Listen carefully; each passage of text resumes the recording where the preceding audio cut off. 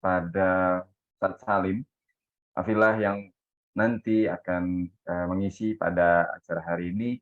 Ya, bertemu lagi pada program acara Happy Family Sakinah Bersamamu, dan program ini merupakan rangkaian dari inisiatif Ramadan Event, dan tentu tema kita pada hari ini membahas tentang dari hulu ke hilir mengenal lebih dekat Nabi Muhammad. Nah, jadi penasaran ya, kira-kira nanti apa aja yang akan dibahas, bagaimana kisahnya, kita standby di sini. Nah, sebelumnya, perkenalkan saya Samil atas nama pembawa acara dari Inisiatif Zakat Indonesia yang insya Allah akan membantu acara sampai akhir nanti. Dan sebelum kita mulai, saya ingin menyapa terlebih dahulu nih bagi para sahabat Izi yang sudah join hari ini di Zoom meeting. Silakan komen dan diskusi ya di kolom chat dari mana asalnya agar saya bisa menyapa dulu nih sahabat Izi sekalian yang sudah hadir hari ini. Karena mungkin saja ada yang dari luar kota maupun luar negeri ya. Kalau saya tepatnya sekarang ada di Jakarta, mungkin yang join ini ada di luar Jakarta, luar Jabodetabek, ataupun di luar Jawa, ya. Atau bisa jadi di luar Indonesia. Gitu. Oke, kita coba absen dulu ya. Udah ada dari mana aja nih. Oke, ada Mas Mario dari Lampung. Ada Barisha dari Pati ya, Jawa Tengah. Wah. Semarang, Bandung, Banyumas. Assalamualaikum dari Banyumas. Waalaikumsalam dari Jakarta ya. Oke. Semarang lagi, Pekanbaru, Bekasi. Ya, Insya Allah. Lalu ada dari Tasik ya, Jawa Barat, Bandar Lampung, Pamulang. Pamulang, oh ya, di Tangsel ya. Masih Jabodetabek. Bali, Masya Allah, ada dari Bali. Cirebon, Bandung, Goa. Goa tuh di Sulawesi ya, Mas Hairul. Goa. Terus juga dari Bengkulu, ada dari Sumatera Utara, Lombok Timur, dari Bandung, Sulawesi Selatan ya benar ya, Goa. Ini udah banyak ya yang sudah hadir pada hari ini, dan ya bisa jadi seluruh dari titik kota Indonesia ini udah ada di sini gitu ya. Hari ini sudah sama-sama ya dengan Ustadz Salim Abdillah ya, yang memang hari ini kita akan sama-sama mendengar gitu ya kajian oleh Ustadz Salim Abdillah terkait mana lebih dekat bersama Nabi Muhammad. Dan sebelum kita mulai, izin Ustadz untuk memperkenalkan ya dari Ustadz Salim yang juga merupakan DI nasional dan juga penulis buku bestseller gitu yang juga aktif di sosial media. Seperti itu ya Ustadz ya. Oke, tanpa berlama-lama lagi, kita langsung saja ke Ustadz Salim untuk itu. Assalamualaikum Ustadz Salim. Waalaikumsalam warahmatullahi wabarakatuh. Ya, alhamdulillah. Ustadz Salim sehat kabarnya? Alhamdulillah. Sehat. Insyaallah. Oke, untuk hari ini udah siap untuk menyampaikan materinya pada kita semua, Ustaz? Siap, insyaallah. Oke, kita langsung saja tanpa berlama-lama lagi kita ke Salim pada Ustaz. Silakan. Alhamdulillahi rabbil alamin wa bihi nasta'inu ala umuri dunya waddin wassalatu wassalamu ala asrafil anbiya'i wal mursalin sayyidina wa maulana Muhammadin wa ala alihi wa ashabihi ajma'in wa man tabi'ahum bi ihsanin ila yaumiddin. Asyhadu an la ilaha illallah al-malikul haqqul mubin wa asyhadu anna Muhammadan abduhu wa rasuluh sadiqul wa'dil.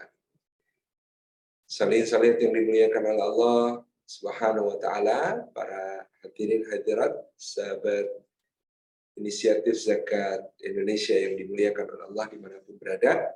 Puji syukur kehadirat Allah atas limpahan karunia-Nya. Kita dihimpun pada pagi menjelang siang ini di dalam majelis ilmu, meskipun hanya secara daring, secara online, insya Allah tidak mengurangi semua keutamaan bermajelis ilmu yang bisa kita raih dari sisi Allah Subhanahu wa taala. Semoga setiap langkah kita hari ini menjadi pemudah jalan kita semua menuju ke surga, dan duduk kita semua termasuk taman di antara taman-taman surga, tempat Allah mencurah-curahkan rahmat-Nya, menaungkan sayap-sayap malaikatnya menurunkan sakinah ke dalam hati kita, dan menyebut-nyebut nama kita semua dengan bangga pada makhluk-makhluk mulia yang ada di sisinya.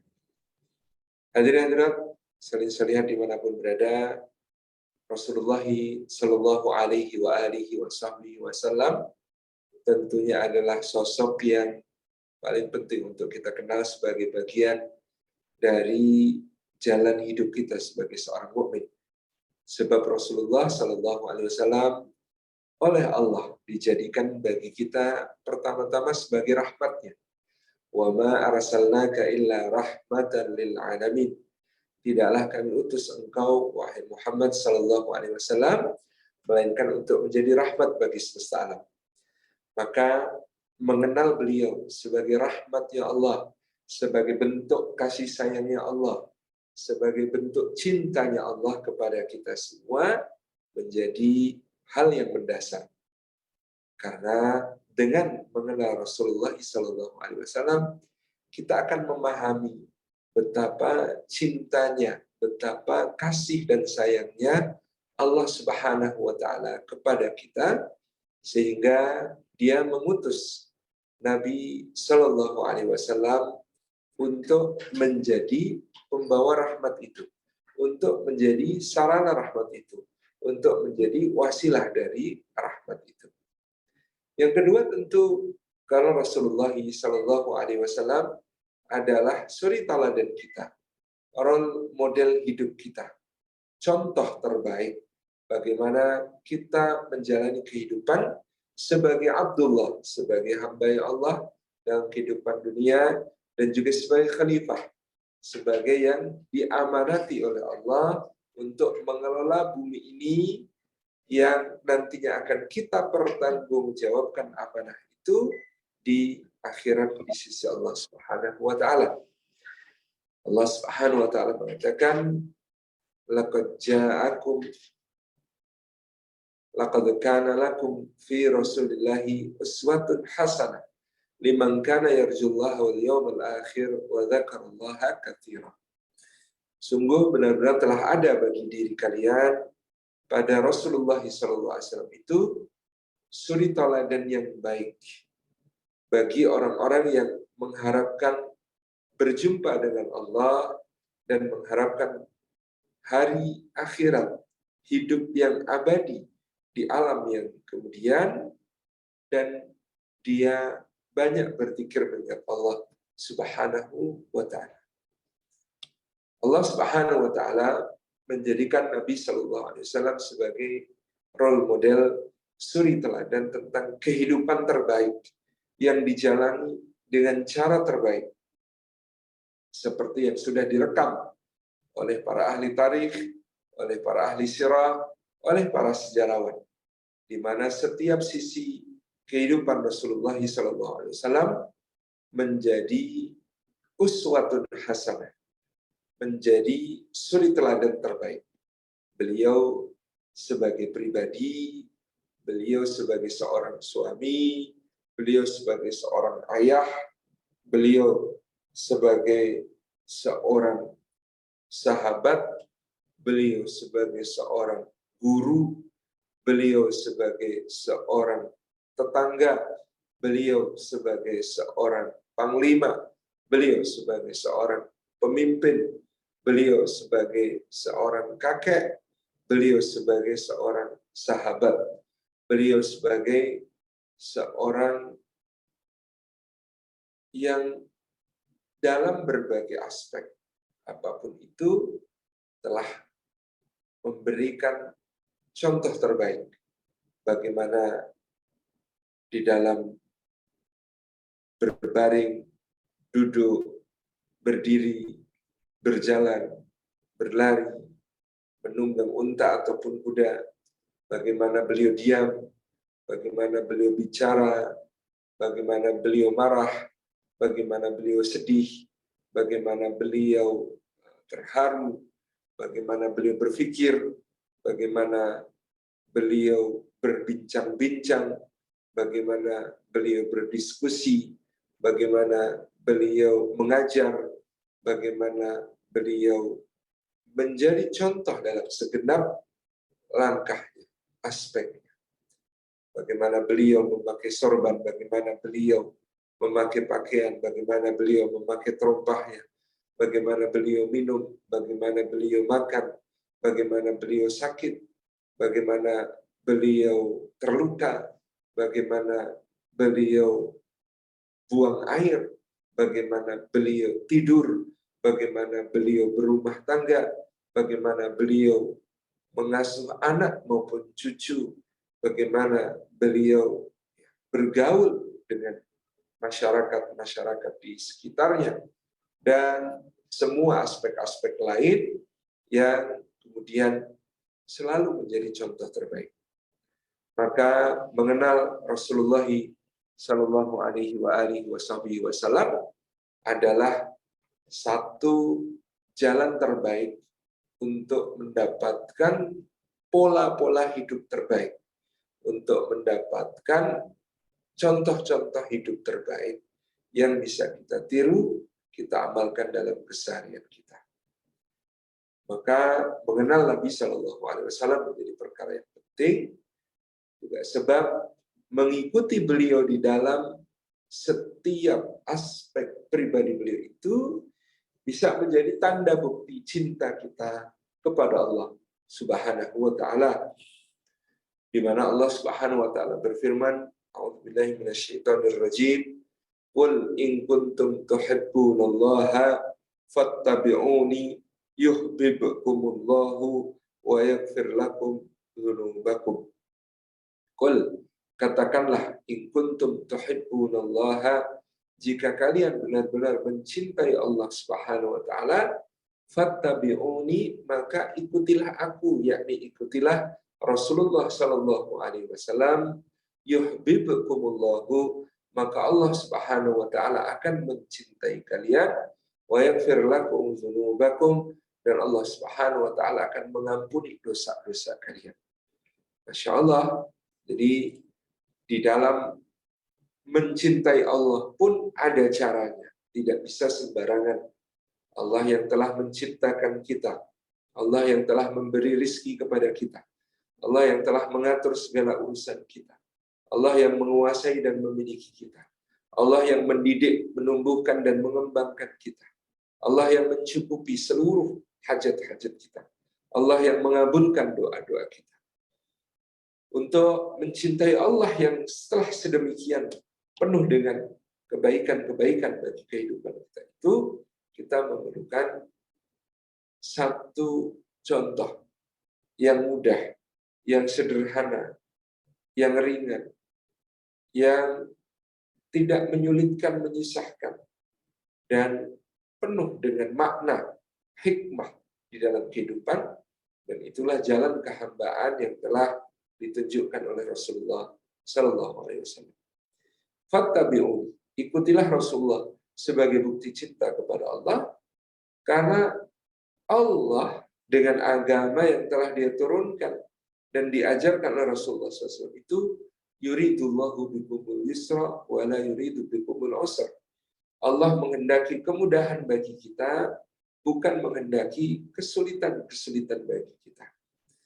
Maka dikatakan oleh ibunda kita Aisyah, Rasulullah SAW itu selalu memilih yang paling mudah di antara dua perkara, selama perkara itu tidak haram, tidak dosa, tidak maksiat kepada Allah Subhanahu wa taala. Artinya dalam beribadah, Nabi SAW mencontohkan apa yang selayaknya dilakukan kepada Allah dengan kaidah al-aslu fil ibadati batlan hatta yakum dalilu yadullu 'alal amr. Semua bentuk beribadah kepada Allah itu tidak perlu dilakukan, tidak boleh dilakukan, tidak usah dilakukan, sampai tegak dalil yang menunjukkan bahwa perkara tersebut diperintahkan oleh Allah. Jadi bagaimana caranya beribadah kepada Allah? Hanya dengan apa yang ditentukan dan dicontohkan oleh Nabi SAW. Tidak perlu membuat-buat sendiri, tidak perlu mengarang-arang, tidak perlu mengkreasi hal-hal yang berat, yang susah, yang pelik, yang ribet, tapi cukup mengikuti apa yang dicontohkan, apa yang diperintahkan. Sebaliknya, wal aslu fil asya'il ibahah hatta yakumud dalilu yadullu ala tahrim. Semua hal selain ibadah, hukum asalnya boleh sampai tegak dalil yang menunjukkan bahwa dia diharamkan oleh Allah. Dalam yang selain ibadah, maka semua boleh, kecuali kalau dia jelas-jelas diharamkan. Makan apapun boleh, kecuali yang diharamkan di dalam Al-Quran, yaitu ya bangkai, darah, daging babi, segala sesuatu yang disembelih tidak dengan nama Allah, lalu beberapa turunan seperti yang dalam hadis disebutkan binatang buas berkuku tajam dan lain sebagainya. Itu menjadi sebuah hal yang selain itu boleh, selain itu halal. Semua transaksi perniagaan, perdagangan itu boleh sampai tegak dalil menunjukkan dia haram. Haram karena riba, ya. Haram karena gharar atau tidak jelas benda yang ditransaksikan. Haram karena ada unsur kedzaliman. Haram karena ada unsur untuk mengakali takaran dan timbangan, ya, dan lain sebagainya. Jadi yang diharamkan itu sedikit, lebih sedikit daripada yang tentu mengikuti hukum asal, yaitu semuanya boleh. Fattabi'uni yuhibbukumullahu wa yaghfir lakum dzunubakum. Kalau kita ittiba mengikuti Rasulullah sallallahu alaihi wasallam, mengikuti contoh-contoh dari beliau sejauh kemampuan kita, sejauh apa yang kita bisa, yuhibbukumullahu, maka Allah akan mencintai kalian. Jadi balasannya dari ittiba mengikuti Rasulullah itu dicintai Allah. Kalau kita ingin dicintai Allah, caranya dengan mengikuti Rasulullah SAW. Wa yaghfir lakum dzunubakum, dan bahkan Allah akan mengampuni dosa-dosa kalian semua. Dan bahkan kesalahan-kesalahan kita akan dihapus, dosa-dosa diampuni, ya, dan menjadilah kita sebagai orang yang beruntung di sisi Allah Subhanahu wa Ta'ala.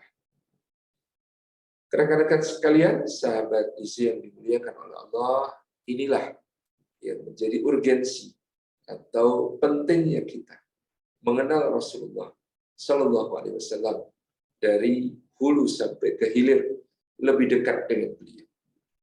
Apalagi beliau adalah sosok yang sangat mencintai kita, bahkan mungkin lebih cinta kepada diri kita daripada diri kita sendiri.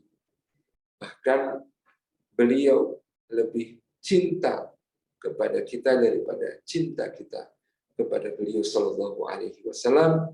Sampai akhir hayatnya beliau SAW masih menyebut-nyebut ummati, ummati, umatku, umatku, sebagai betapa sayangnya, kasihnya, perhatiannya, ya, pikirannya, perasaannya, semuanya tercurah untuk umat beliau Sallallahu Alaihi Wasallam. Di dalam Al-Quranul Karim, Allah Subhanahu wa Ta'ala menyatakan tentang beliau Sallallahu Alaihi Wasallam. Saya dalam satu ayat di surah At-Taubah ayat ke-128, firman Allah Subhanahu wa Ta'ala, a'udzubillahi minasyaitonir rajim, laqad ja'akum rasulun min anfusikum azizun 'alaihi ma 'anittum harisun 'alaikum bil mu'minina raufur rahim. Allah Subhanahu wa Ta'ala mengatakan, laqad ja'akum, benar-benar telah datang kepada kalian rasulun min anfusikum, seorang rasul dari diri-diri kalian, dari nafas-nafas kalian, dari kalangan kalian sendiri. Azizun alaihi ma'anittum, berat terasa olehnya segala sesuatu yang menjadi beban-beban kalian.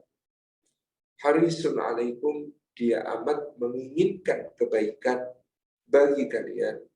Bil mu'minina raufur rahim, yang terhadap orang-orang beriman, beliau Rasulullah SAW itu amat sangat lembut, lagi penuh kasih sayang. Amat sangat lembut, lagi penyayang kepada orang-orang beriman. Masya Allah, ayat ini ayat yang singkat tetapi menggambarkan dengan sangat luar biasa pribadi Rasulullah SAW yang perlu kita kenal. Yang pertama, Allah mengatakan, laqad ja'akum, benar-benar Rasulullah SAW itu telah datang kepada kalian. Beliau dihadirkan oleh Allah di tengah bangsa Arab, di tengah suku Quraisy, sebagai pribadi yang begitu aktif, terus bergerak, tidak mau berhenti di dalam menebarkan kebaikan. Bahkan sejak sebelum diangkat sebagai nabi maupun rasul. Rasulullah SAW adalah orang yang terkenal dengan pertama kejujurannya. Beliau orang yang tidak pernah berdusta. Beliau orang yang tidak pernah mengingkari janji. Beliau orang yang selalu bisa dipegang kata-katanya, sampai orang-orang pun menjulukinya Al-Amin, orang yang sangat amanah, orang yang sangat terpercaya. Di dalam urusan-urusan muamalah pun demikian. Beliau selalu memenuhi akad-akad, beliau selalu mampu merealisasikan apa yang menjadi janji-janjinya. Beliau selalu mengikut kepada apa-apa yang telah menjadi kata-katanya. Walk the talk, istilah anak sekarang. Di dalam setiap hal, dalam setiap keadaan. Seorang sahabat bercerita bahwa di masa jahiliyah, beliau pernah punya janji untuk bertemu dengan Rasulullah SAW pada satu hari. Dan dia terlupa. Sampai 3 hari kemudian dia baru ingat, maka dia pun menuju ke tempat di mana dia berjanji temu dengan Rasulullah SAW dan berjumpa dengan sosok Muhammad SAW yang belum diangkat menjadi Nabi dan Rasul pada saat itu. Dan beliau tersenyum mengatakan, wahai saudara, aku sudah menunggumu 3 hari. Ya, jadi dari sejak perjanjian beliau sudah ada di tempat itu dan tidak meninggalkan tempat itu sampai berjumpa dengan orang yang telah berjanji untuk temu dengan beliau di tempat tersebut. Beliau terkenal dengan semangatnya untuk menolong orang-orang fakir miskin dan juga menyantuni anak-anak yatim serta menyambung silaturahmi dan kekerabatan melalui berbagai kunjungan, hadiah, pemberian, dan lain sebagainya. Jadi Rasulullah SAW di kota Mekah dikenal dengan sifat dermawannya. Bahkan sebelum menikah dengan ibunda kita Khadijah yang kaya raya, Muhammad SAW dengan segala keterbatasan, dengan segala yang dia miliki, telah berbuat sebaik-baiknya, menolong fakir miskin, membantu orang-orang yang susah, sampai juga menyantuni anak-anak yatim, sebagaimana beliau merasakan menjadi anak yatim sejak kecil, bahkan sejak dalam kandungan, diasuh dari sejak Halimatus Sa'diyah, ibu susunya, ibundanya yang hanya dalam waktu yang sangat singkat bisa mendampingi hidupnya, dan kakeknya yang baik hati namun juga wafat saat beliau berusia 8 tahun. Kemudian beliau diasuh oleh pamannya Abu Thalib yang juga bukan orang kaya tetapi orang yang serba kekurangan, sehingga tumbuh beliau dalam keprihatinan dan tahu betul seperti apa rasanya miskin, susah, dan yatim. Yang dengan itu beliau sangat empatik, sangat bisa merasakan apa yang dirasakan oleh orang lain, dan tidak berhenti di situ. Beliau selalu bergerak untuk berbagi, untuk membantu, lebih-lebih setelah menikah dengan ibunda kita Khadijah radhiyallahu anha, yang memang telah berniat untuk mentasarufkan hartanya, mendayagunakan hartanya mendarmabaktikan hartanya untuk berbagai kegiatan, untuk berbagai hal, ya, kemanusiaan, untuk berbagai amal charity, ya, kedermawanan di jalan Allah yang dilakukan oleh suaminya Muhammad SAW, bahkan kepada orang-orang yang membenci dan tidak suka kepadanya. Beliau tidak pernah putus asa untuk terus, ya, menyambung silaturahmi dengan mereka, menyambung kekerabatan, terlebih dahulu mengucap salam, terlebih dahulu mengajak bicara, terlebih dahulu, ya, menyapa, bertegur sapa, terlebih dahulu memberi hadiah, terlebih dahulu berbagi dengan mereka-mereka yang mungkin pada awalnya tidak suka, membenci, mencurigai, dan lain sebagainya. Maka tiba-tiba berubahlah mereka sebagian itu menjadi sahabat-sahabat beliau yang setia. Laqad ja'akum, dia telah datang kepada kalian dengan segenap kebaikan, membuat kalian semua mengenal, membuat semua kalian itu melihat betapa dahsyatnya kebaikan-kebaikan yang ada pada pribadi Muhammad SAW, sehingga tentunya seharusnya kalian tidak heran ketika di usia 40 Nabi Muhammad SAW kemudian diangkat sebagai Nabi dan Rasul oleh Allah Subhanahu wa Ta'ala, dengan diturunkannya wahyu melalui malaikat Jibril alaihissalam yang menemui beliau di Gua Hira di Jabal Nur pada 17 Ramadan di saat usia beliau mencapai 40 tahun. Laqad ja'akum rasulun, maka dia menjadi seorang rasul. Maka karena dia adalah orang yang paling baik, yang paling dermawan, yang paling peduli kepada orang miskin dan anak-anak yatim, yang paling suka menyambung silaturahmi dan kekerabatan, maka seharusnya orang-orang menyadari bahwa beliaulah Rasulullah Muhammad SAW adalah orang yang paling layak untuk menjadi nabi, menyerukan kebenaran, menyerukan tauhid, menyerukan keimanan kepada Allah Subhanahu wa Ta'ala. Laqad ja'akum rasul, dia menjadi rasul. Maka Allah memerintahkan kepadanya, wa anzir ashiratakal aqrabin, berilah peringatan mulai dengan keluargamu yang paling dekat. Dalam sebuah riwayat disebutkan Nabi SAW pada suatu hari naik ke atas bukit Safa. Di bukit Safa yang berbatu-batu tersebut, beliau memanggil orang-orang Quraisy, ayyuhal Quraisy, ayyuha Bani Hashim wa Bani Muttalib, ayyuha Bani Abdi Manaf. Ya, dipanggil semua kabilah-kabilah oleh Nabi SAW, dimulai dengan kabilah yang paling dekat dengan beliau, yaitu Bani Hashim. Kepada mereka Rasulullah SAW bersabda, jika aku katakan kepada kalian bahwa di belakang bukit ini terdapat 500 pasukan berkuda, bersenjata lengkap, yang akan menyerang kota ini, apakah kalian percaya kepada? Maka orang-orang pun menjawab, iya kami percaya wahai Muhammad, karena engkau adalah Al-Amin, yang tidak pernah berdusta. Maka beliau pun melanjutkan kata-katanya dengan bersabda, maka kukatakan kepada kalian bahwa aku adalah pembawa peringatan dari sisi Allah Subhanahu wa Ta'ala sebelum tibanya hari yang adabnya sangat besar, bahwasanya tidak ada sesembahan, tidak ada ilah selain Allah Subhanahu wa Ta'ala, dan bahwasanya Muhammad SAW adalah utusannya. Itu yang dikemukakan oleh Nabi SAW.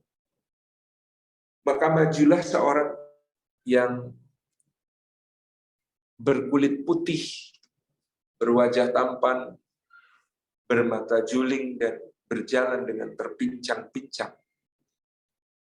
lelaki ini menghadap ke arah Rasulullah SAW, kemudian mengacungkan tangannya ke wajah beliau sambil mengumpat dan mencaci, "Tabban laka ya Muhammad, alihalla jama'tana."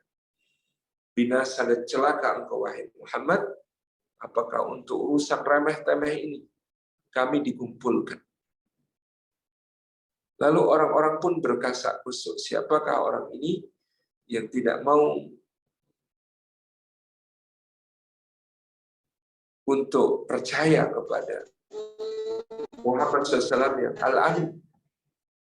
Maka orang-orang yang mengetahui pun memberitahu kawannya, wa ammuhu Abu Lahabin, itu adalah pamannya sendiri, yaitu Abu Lahab. Karena pamannya sendiri menentangnya, maka orang pun berkasak kusuk. Jika pamannya sendiri tidak percaya kepadanya, apa gunanya kita percaya kepadanya? Jika pamannya sendiri tidak mau mengikuti apa yang dikatakannya, akan menjadi perpecahan kalau kita sampai mengikuti apa yang menjadi kata-kata.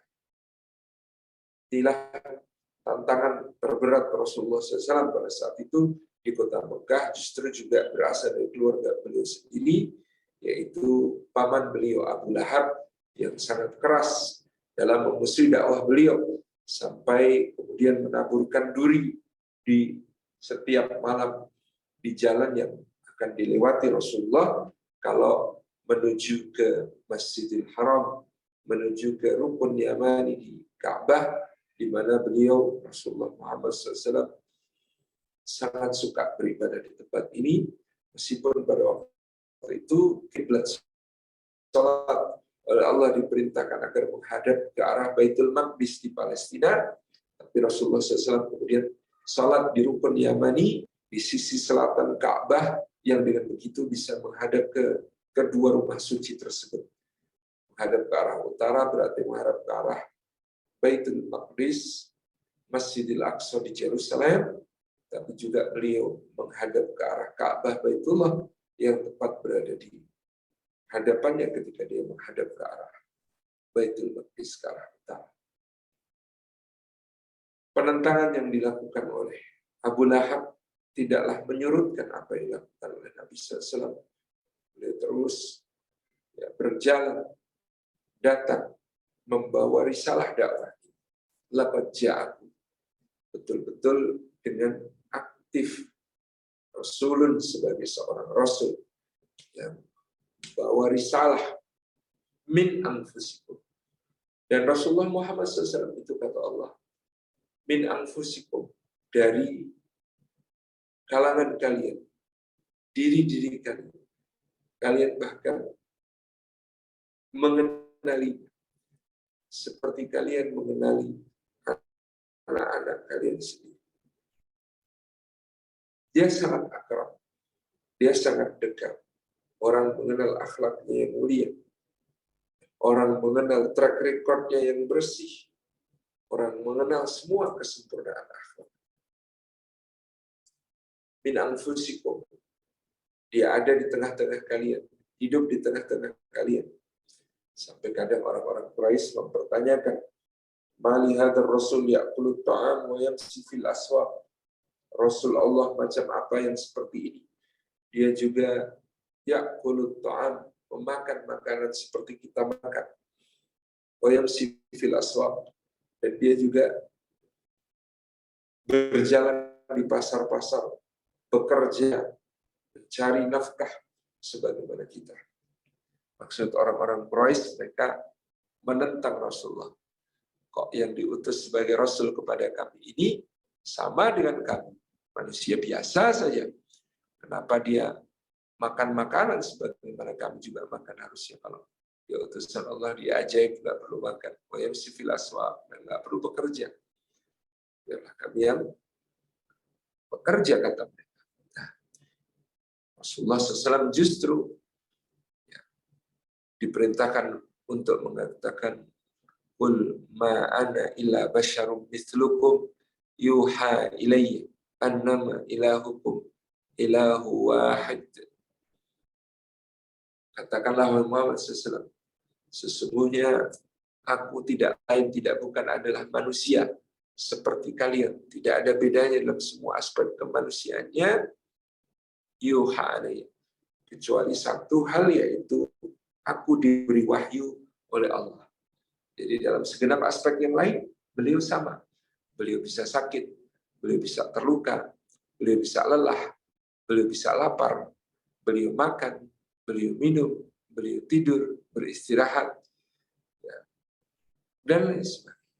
Itu beliau menikah, beliau berumah tangga, beliau memiliki anak dan istri, beliau memiliki cucu-cucu, semua itu tidak berbeda dengan manusia pada umumnya, yuha ilaih. Hanya satu bedanya bahwa beliau mendapatkan wahyu dari Allah Subhanahu wa Ta'ala. Nah, sahabat di sini dimanapun yang dimuliakan oleh Allah, maka Rasulullah betul-betul min anfusikum, dari diri-diri kalian, tidak berbeda. Sehingga dia tadi menjadi suri teladan. Kalau beliau bukan manusia, kalau beliau setengah dewa, kalau beliau mungkin malaikat suci, ya, maka manusia akan mengelak, manusia akan menemukan, ya, harus menemukan role model yang lain. Kalau dia, katakanlah seperti dalam beberapa agama yang lain, makhluk setengah dewa, kalau dia merupakan titisan dewa, kalau dia merupakan anaknya Tuhan, gitu ya, maka manusia akan ngeles ketika diminta untuk meneladaninya. Wah, itu kan anak Tuhan, saya tidak akan sanggup meniru anak Tuhan. Wah, itu kan titisan dewa, saya tidak akan sanggup untuk mengikuti meneladani titisan dewa. Tetapi Rasulullah SAW adalah manusia biasa, makhluk sebagaimana yang lain. Pernah terjatuh, pernah terluka, pernah tersakiti. Semuanya itu menjadikan orang tidak bisa mengelak dari perintah Allah untuk menjadikan Rasulullah Muhammad SAW sebagai suri teladan di dalam kehidupan mereka. Azizun alaihi ma'anitum, maka Rasulullah itu memiliki sifat berikutnya, beliau merasakan beratnya tanggungan yang diderita oleh umat beliau, kesusahan-kesusahan, kesempitan-kesempitan, dan juga mungkin segala ujian yang menimpa mereka alami. Rasulullah melihat bagaimana keluarga Yasir disiksa dengan begitu kejam oleh Abu Jahal dan teman-teman. Disiksa sampai Sumayyah gugur sebagai syahidah pertama dalam Islam. Ditusuk dengan tombak tembus dari selangkangan sampai ke kepala beliau radhiyallahu anhu. Suaminya Yasir disiksa dengan begitu keji di atas salib sampai tewas juga di tempat, dan anak mereka Ammar bin Yasir juga mengalami tekanan dan siksaan yang sangat berat. Demikian pula Sayyidina Bilal bin Rabah yang sangat terkenal kisahnya, dengan telentangkan di atas pasir membara di bawah terik mentari yang membakar, dicambuki oleh Umayyah bin Khalaf sampai nanti Abu Bakar pun menyelamatkan Sayyidina Bilal dengan menebusnya dan memerdekakan. Sahabat yang lain seperti Khabbab bin Arad juga disiksa dengan dipanggang di atas selongsong besi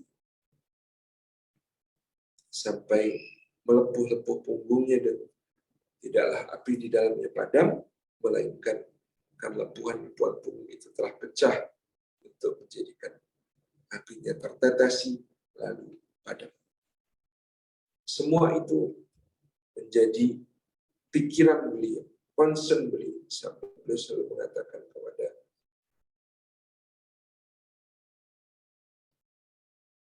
beliau SAW ketika berada di dalam hal-hal yang berat itu. Beliau bersabda, "Isbir ya ala Yasir fa inna lakumul jannata mathil."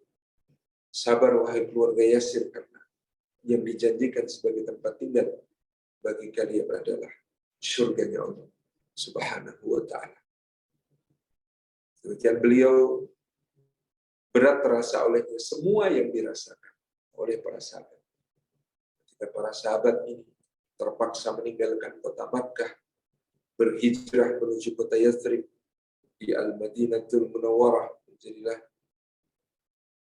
kota Madinah, kota yang bercahaya dengan hadirnya Rasulullah dan para muhajirin. Maka Aisyah radhiyallahu anha pernah bercerita, pernah 3 bulan lamanya tidak ada api menyala di rumah Rasulullah SAW. Tidak untuk perapian, tidak pula untuk tempat masak makanan bagi beliau. Maka ibunda kita Aisyah sampai ditanya, kalau begitu bagaimana Rasulullah SAW dan kalian, wahai keluarga Nabi, bertahan hidup pada saat itu? Maka Aisyah mengatakan, hanya dengan air dan kurma Rasulullah itu hidup selama 3 bulan. Merasakan apa yang dirasakan oleh para sahabat yang kelaparan, yang kesulitan. Seandainya beliau mau, padahal beliau bisa meminta orang Madinah untuk memasakkan makanan yang paling lezat untuk beliau. Seandainya beliau mau, ya, paha kambing kesukaannya, atau beliau mau menghendaki sari bubur dari gandum yang dicampur dengan kuah daging, atau seandainya beliau menginginkan hais, makanan khas Madinah yang lembut dan halus serta manis, sebenarnya tinggal beliau ngomong, pasti orang Madinah akan membuatkannya untuk beliau, menghidangkannya untuk beliau apapun yang terjadi. Tapi Nabi SAW azizun alaihi ma'anitu, menjadi berat terasa oleh apapun yang dirasakan oleh umatnya, sehingga beliau selalu menjaga diri dari bersenang-senang ketika orang-orang yang beliau pimpin ada di dalam kesulitan. Maka di dalam perang Ahzab, seperti diceritakan Jabir bin Abdullah radhiyallahu anhu, Nabi Shallallahu Alaihi Wasallam terpergok, beliau mengangkat beliaunya untuk menghantam batu besar yang sangat sulit dipindahkan dan pecahkan. Beliau angkat bajunya, beliau angkat tangannya, terbuka bajunya, maka tampak kalau para sahabat dan penduduk kota Madinah yang lain, ya, perut mereka diganjal dengan satu buah batu, maka Nabi SAW justru perutnya diganjal dengan 2 buah batu, menunjukkan betapa beliau sangat lebih lapar daripada seluruh sahabat kita. Azizun alaihi ma'anitu, harisun alaikum, dan beliau amat sangat menginginkan kebaikan bagi kita semua. Bahkan meskipun beliau diinjak kepalanya ketika sedang bersujud, bahkan ketika beliau dijerat lehernya ketika beliau sedang merukuk, bahkan ketika beliau sedang sujud lalu dituangkan kotoran isi perut unta yang busuk ke dada dan punggung beliau, juga ke kepala beliau Sallallahu Alaihi Wasallam sebagai pelecehan kepada beliau. Harisun alaikum, beliau sangat menginginkan kebaikan. Di dalam perang Uhud misalnya, ketika Nabi Sallallahu Alaihi Wasallam mendapatkan luka, pecah giginya, berdarah pelipisnya, darah itu hendak menetes ke bumi, maka Jibril alaihissalam berbisik di telinga beliau, seandainya darah ini tumpah ke bumi, niscaya Rabbmu akan murka dan kaum ini pasti akan diazab oleh Allah Subhanahu wa Ta'ala. Maka Nabi SAW menangkupkan tangannya, melindungi lukanya agar darah itu tidak sampai jatuh ke tanah, tidak sampai jatuh ke bumi, sambil beliau mengatakan kepada Jibril, "Salam, wahai Jibril, sesungguhnya aku ingin agar aku diutus sebagai pembawa rahmat, bukan menjadi penyebab azab." Tentang orang-orang Taif yang pernah mengusirnya, melemparinya dengan batu, mengejar-ngejarnya dengan anak-anak dulu dan anak-anak kecil, diletakkan di barisan depan untuk melecehkan beliau SAW.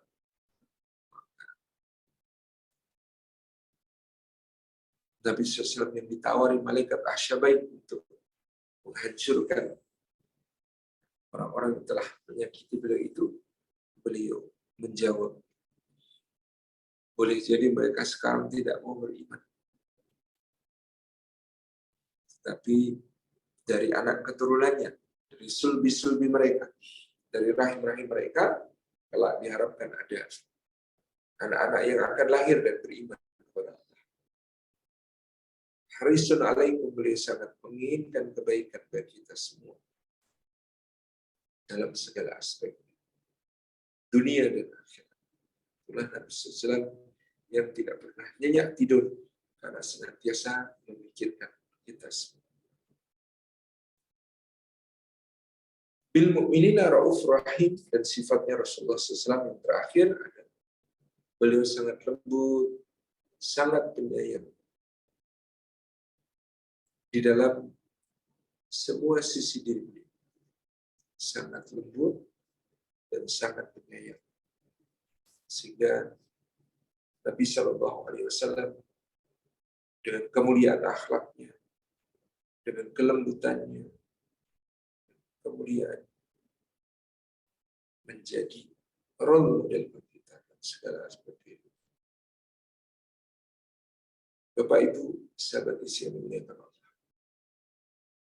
bil mu'minin rauf rahim. Itulah jalannya Rasulullah SAW yang sangat lembut dan penyayang pada seluruh umatnya sampai menyebut-nyebut mereka di nafas terakhir. Begitu lembut dan penyayang menegur para sahabat dengan kapasitas dan berbagai aspek lainnya yang tak habis-habis untuk dibicarakan dari pribadi Rasulullah Sallallahu Alaihi Wasallam. Tentu banyak lagi yang harus kita kaji, banyak lagi yang harus kita renungkan dari kehidupan kepribadian Rasulullah SAW. Insya Allah dengan begitu mudah-mudahan kita semua mau belajar, mau mengenal beliau, kita termasuk orang-orang yang beruntung disambut beliau di Al-Haud, disambut beliau di telaganya, diberi minum dengan tangan beliau, berenang di bawah banjir di Yaumil Mahsyar, sampai kelak dengan syafaatnya mendampingi beliau di Al-Firdausil A'la. Jazakumullah khairan. Sebelumnya tentang mengenal Rasulullah SAW dari hulu sampai ke hilir, mudah-mudahan bermanfaat. Kami kembalikan kepada pembawa acara. Wassalamualaikum warahmatullahi wabarakatuh. Waalaikumsalam warahmatullahi wabarakatuh. Baik, syukran jazakallah pada Ustaz Salim atas penyampaian dari materinya hari ini, dan tentunya tidak cukup ya jika kita tidak buka untuk sesi tanya jawab. Izin Ustaz untuk melanjutkan ke sesi tanya jawab untuk para sahabat Izi yang sudah join hari ini. Oke, baik, untuk mekanisme tanya jawabnya dari sahabat Izi dipersilakan untuk menyampaikan pertanyaannya melalui kolom chat, atau jika berkenan untuk menyampaikan secara langsung, dipersilakan dua orang pertama ya, yang ingin menyampaikan secara langsung pertanyaan, agar nanti saya pilih untuk menunjuk siapa yang bisa menyampaikan. Oke, sambil menunggu, kira-kira ada yang ingin raise hand. Oke, ada Mas Syari. Silakan kepada Mas Syari untuk menyampaikan pertanyaan. Baik, terima kasih atas waktu yang telah diberikan, Mas Syamil. Kemudian perkenalkan, nama saya Mas Hari Saputra, mahasiswa UPN Veteran Yogyakarta. Dan, oh ya Mas Syamil, satu informasi, saya juga salah satu penerima manfaat beasiswa IZI tahun kemarin. Dan alhamdulillah tadi saya lihat video yang ada, itu saya juga yang meliput. Alhamdulillah berguna, dan ibu-ibu atau bapak-bapak di sini yang terkait dengan menyalurkan zakatnya, jangan pernah ragu dengan izin. Saya yang pernah ikut menyalurkan zakat tersebut, naik gunung, turun gunung di Kulon Progo, di Gunung Kidul, itu memang benar-benar tepat sasaran. Mungkin itu Mas Syamil, Masya Allah, luar biasa Izi. Mohon maaf, Ustadz, izin bertanya, Ustadz. Sebelumnya saya juga pernah ingin mengundang Ustadz. Kebetulan saya juga berada di Jogja, dan pada saat ini saya tuh hendak bersemangat Ustadz untuk datang setiap kajian yang Ustadz hadiri, terutama di UGM kemarin, kemudian di teras dakwah, cuman karena saya berhalangan dan diamanahi sebagai ketua kegiatan Ramadan di kampus, yang akhirnya nggak bisa datang Ustadz. Alhamdulillah pada saat ini bisa bertemu dengan Ustadz, sehat selalu Ustadz. Semoga lain waktu kita bisa ketemu Ustadz. Izin bertanya Ustadz terkait dengan peran pemuda nih Ustadz. Nah, tadi saya sampaikan pada surat Al-Ahzab ayat 21 bahwa Rasulullah itu telah memiliki suri tauladan yang sangat baik gitu. Dan bagi orang yang mengharapkan rahmat tersebut. Nah, kemudian bagaimana kita sebagai mahasiswa, seorang pemuda itu bisa memperoleh suatu rahmat tersebut pada Allah Subhanahu wa taala, di mana pada saat ini para mahasiswa, para pemuda itu dihadapi oleh berbagai macam tantangan saat mulainya cepatnya perkembangan arus globalisasi dan perkembangan teknologi yang sangat pesat. Kemudian tadi disampaikan bahwa ada berbagai macam guzul pikir atau peperangan pemikiran yang akhirnya itu merusak pola pikir daripada pemuda kita sekarang, yang banyak mempengaruhi daripada pemahaman-pemahaman isme-isme yang ada di setiap kampus. Bahkan kegiatan yang ada di kampus UPN tersendiri itu, Ustaz, kadang saya buat kajian ketika buka puasa, datangnya selalu sore-sore, Ustaz. Ini kan jadi salah satu bentuk integritas mahasiswa itu dalam bersemangat dalam menuntut ilmu tuh sangat minim, Ustaz. Nah, bagaimana Ustaz untuk sekiranya kita tuh sebagai pemuda supaya bisa melewati keadaan quarter life crisis ini agar bisa memperoleh rahmat Allah yang sebenar-benarnya, dan kita sebagai mahasiswa bisa menyalurkan peran kita sebagai mahasiswa, memberikan manfaat dan memberikan kontribusi kepada masyarakat. Begitu Ustaz. Syukran. Jazakallah khair. Assalamualaikum warahmatullahi wabarakatuh.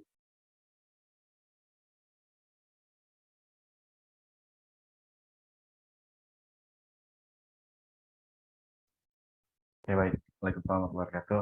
Oke, langsung boleh dari Ustaz Salim jika ingin jawab pertanyaan dari Mas Syari. Barakallahu fikum. Tentu memang kita menyadari tantangan zaman yang begitu luar biasa harus dihadapi oleh generasi ya, yang akan hidup di masa yang akan datang, dengan perkembangan teknologi informasi, bahkan juga sekarang artificial intelligence gitu ya, dan lain sebagainya, menjadi tantangan tersendiri yang berbeda dengan tantangan yang dihadapi oleh generasi sebelumnya.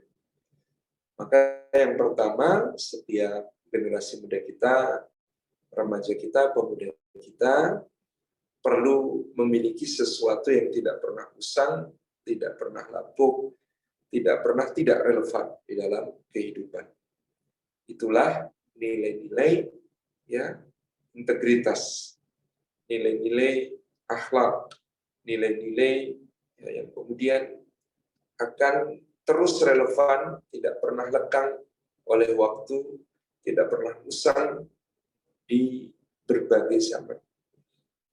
Misalnya kita berkaca kepada Rasulullah SAW, maka ada 4 sifat wajib bagi seorang nabi yang menurut Profesor John Cao tetap relevan sampai kapanpun untuk menjadi pribadi yang sukses. Yang pertama adalah siddiq, orang yang jujur. Kejujuran itu akan selalu mahal kapanpun dan dimanapun. Kejujuran itu akan menjadi dasar dari trust atau rasa saling percaya di antara manusia. Orang yang jujur akan mahal dan berharga dimanapun dan kapanpun, di berbagai zaman apapun. Maka membangun kejujuran akan menjadi kekuatan di masa yang akan datang. Bahkan meskipun berhadapan dengan tantangan teknologi. Artificial intelligence bisa meniru pekerjaan kita, bisa mengcopy cara berpikir kita, bahkan dia bisa mengambil alih berbagai skill yang mungkin kita kuasai, baik itu sebagai ilustrator, sebagai videographer, sebagai script writer, ya, sebagai dokter, bahkan sebagai psikolog, sebagai manajer produksi dan lain sebagainya. Dengan otomatisasi semua yang dilakukan oleh artificial intelligence itu tentu ya mengancam posisi manusia sebagai makhluk yang selama ini telah dominan menguasai berbagai aspek kehidupannya sendiri. Tetapi kejujuran akan tetap mahal. Itu sesuatu yang harus kita jaga.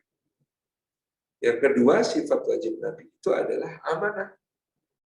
Apa bedanya jujur dengan amanah? Jujur itu bicara sesuai fakta, bicara apa adanya, ya. Tetapi kalau amanah, dia mampu untuk memenuhi apa yang dia sampaikan, apa yang dia bicarakan. Misalnya kita berjanji, wah ini akan saya kerjakan 3 hari.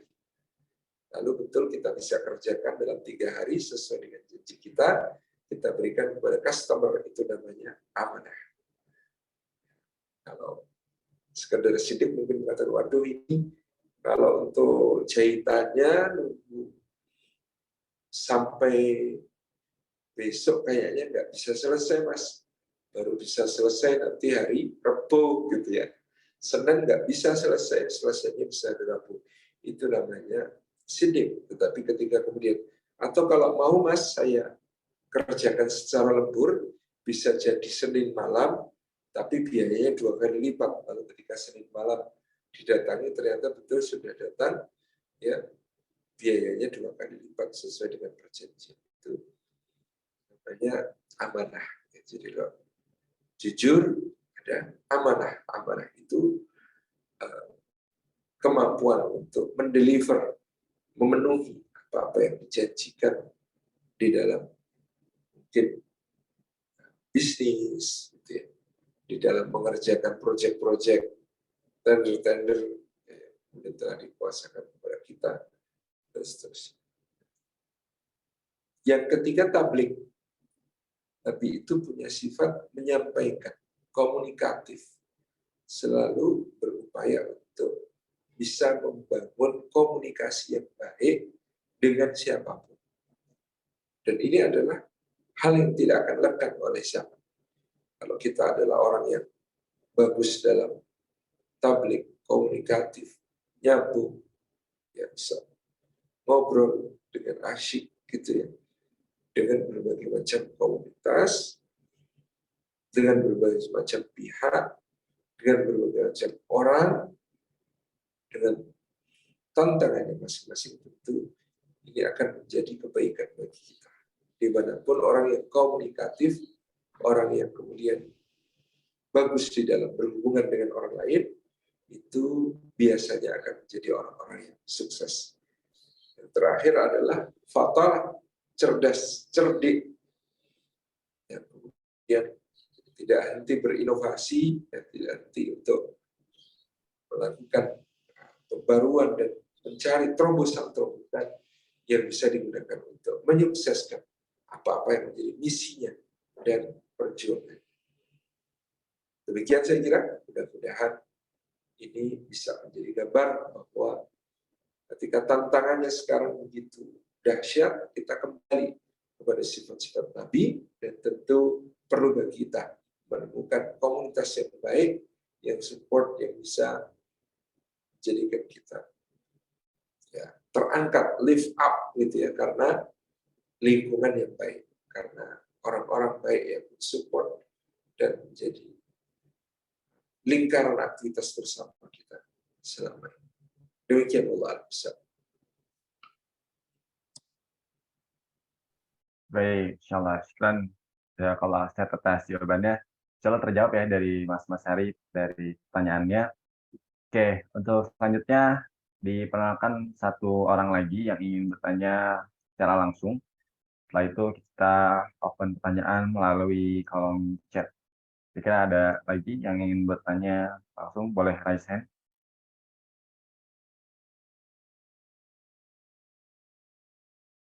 Tidak ada? Oke, baik. Begitu pertanyaan dilanjutkan ke kolom chat karena memang sudah banyak nih Ustadz yang bertanya.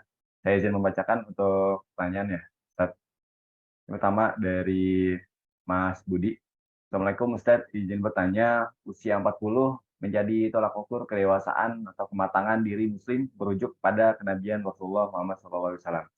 Hikmah apa yang dapat kami persiapkan atau lakukan di usia tersebut dalam rangka meneladani Rasulullah? Jazakallahu khair Ustaz.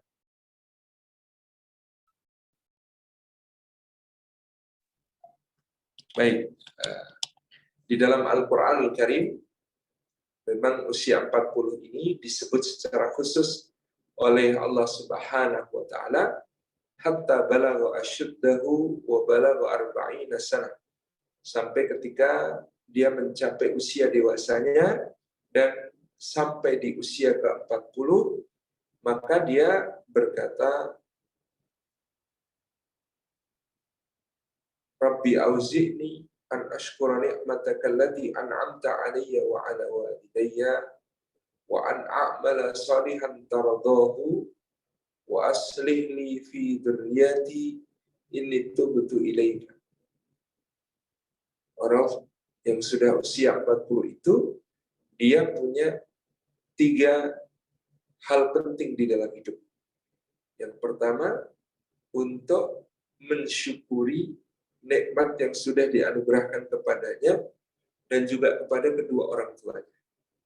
Artinya, dia harus memulai satu upaya untuk mewujudkan rasa syukur atas semua anugerah Allah kepadanya dan juga kepada kedua orang tuanya melalui berbagai macam amal soleh dalam berbagai aspeknya. Yang kedua, dia juga berfokus pada wa'an a'mala sholihan tardahu, mencari dan melakukan amal-amal soleh yang diridhai Allah bagi dirinya sendiri,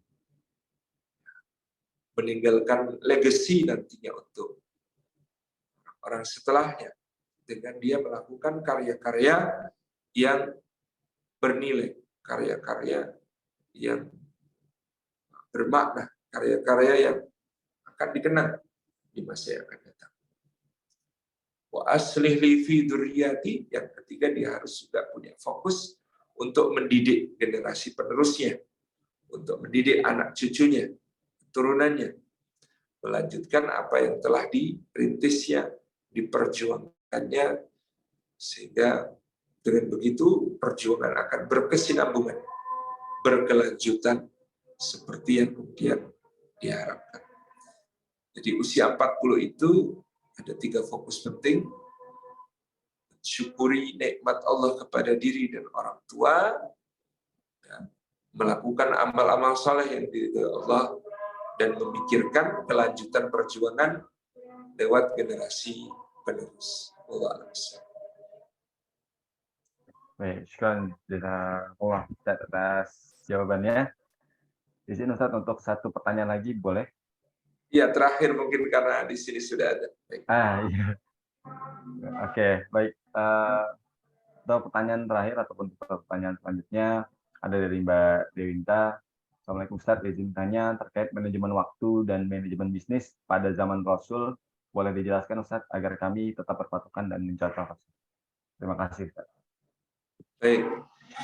Bisnis adalah bagian dari ibadah, itu yang pertama. Sehingga para sahabat Nabi yang juga dicontohkan oleh Rasulullah SAW, di dalam berbisnis mereka menjadikan aktivitas bisnisnya sebagai bentuk ibadah kepada Allah Subhanahu wa Ta'ala. Mereka niatkan karena Allah mereka lakukan dengan cara-cara yang dituntunkan oleh Allah di dalam Al-Quran.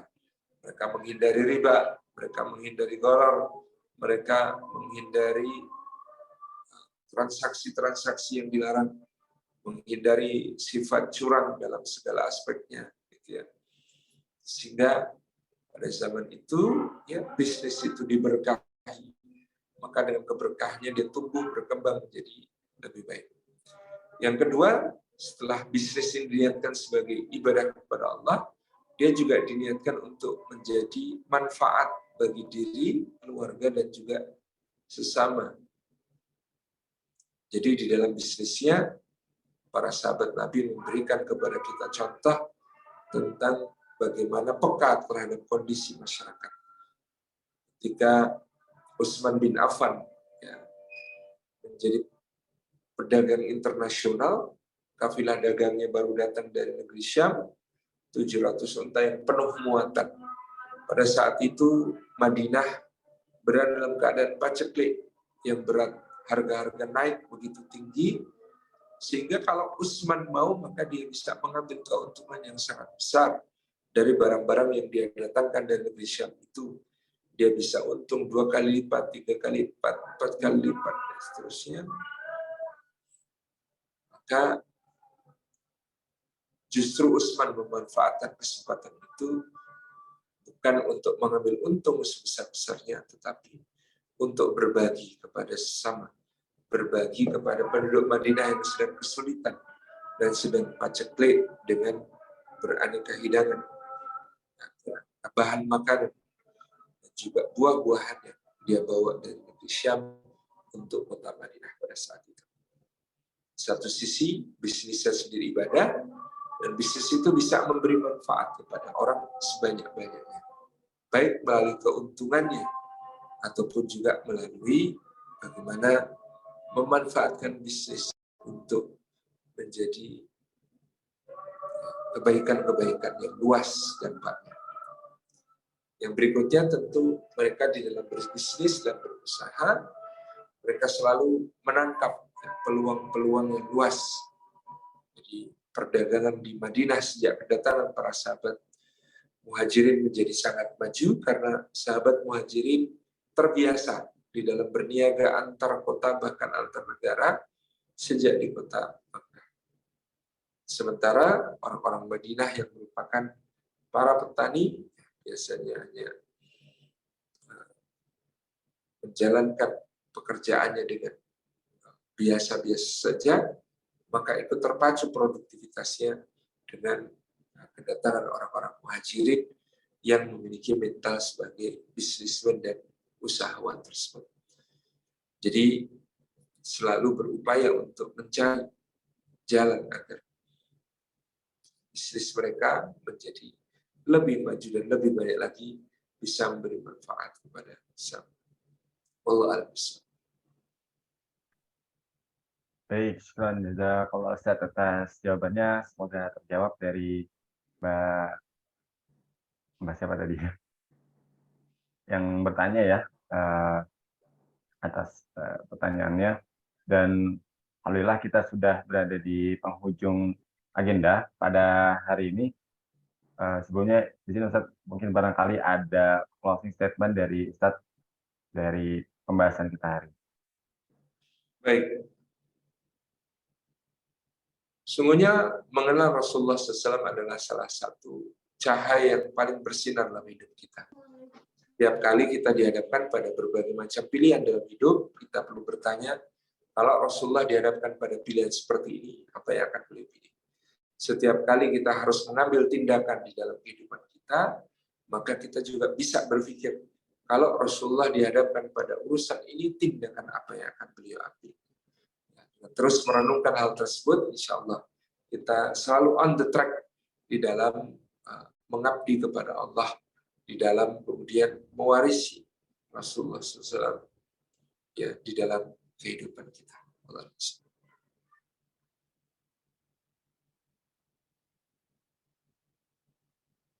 Oke, dan jazakallahu Ustaz atas penyampaian penutupannya, dan alhamdulillah kita berada di penghujung ya agenda kita pada hari ini. Ya, sebelum saya tutup, izin kita untuk foto bersama terlebih dahulu ya. Saya izin untuk kita sama-sama foto. Bagi para peserta atau sahabat Izi sekalian yang ingin on-cam, silakan on-cam. Kita langsung ambil gambar. Ya, oke, 1, 2, 3. Sekali lagi, 1, 2, 3. Oke, baik. Ya, sudah semuanya. Alhamdulillah pada hari ini kita sudah sama-sama mendengarkan kajian dari Ustaz Salim Abdillah ya mengenai cerita dari Nabi Muhammad SAW ya, dan kita bisa mengenal gitu lebih jauh, lebih dekat ya dengan Nabi Muhammad, dan semoga bisa kita terima ya, dan kita bisa studi di kehidupan kita masing-masing. Dan semoga dari kegiatan ini bisa menjadi rahmat, berkah ya, ada juga ikhtiar kita untuk terus menimba ilmu atas nama Allah Subhanahu wa taala. Demikianlah agenda Happy Family Sakinah bersamamu dari hulu ke hilir, mengenal lebih dekat Nabi Muhammad. Dan sekali lagi, terima kasih kepada Ustaz Salim Abdillah atas penyampaian hari ini, ya, dan juga atas kesediaan waktu, kesempatan, ya, dan juga yang terus meneruskan gitu ya, menyampaikan kepada kami ilmu-ilmu yang bisa kami terapkan ya, melalui agenda ini. Dan semoga agenda ini dapat memberikan pengetahuan dan juga manfaat untuk kita semua. Akhir kata, saya ucapkan terima kasih atas partisipasinya bagi sahabat ini semuanya. Kami mohon maaf jika terdapat kata-kata yang kurang berkenan di hati serta, dan juga mohon maaf juga apabila ada pertanyaan yang barangkali belum terjawab karena memang keterbatasan waktu dari kami. Kesalahan datang dari kami dan juga kesempurnaan hanya datang dari Allah SWT. Saya Syamil, billahi taufiq wal hidayah. Assalamualaikum warahmatullahi wabarakatuh.